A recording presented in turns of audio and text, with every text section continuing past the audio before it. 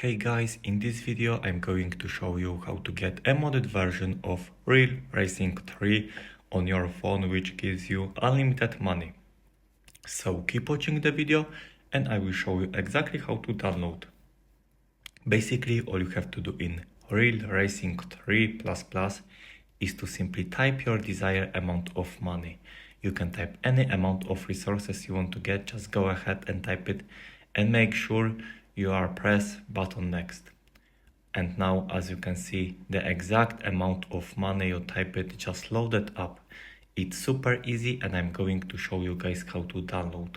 All you have to do now is to simply head over the pinned comments down below. There I explain exactly where you can get Real Racing 3 So just head over the pinned comments, leave a like if this method worked for you at the end, and that's it. See you in the next video. Bye bye.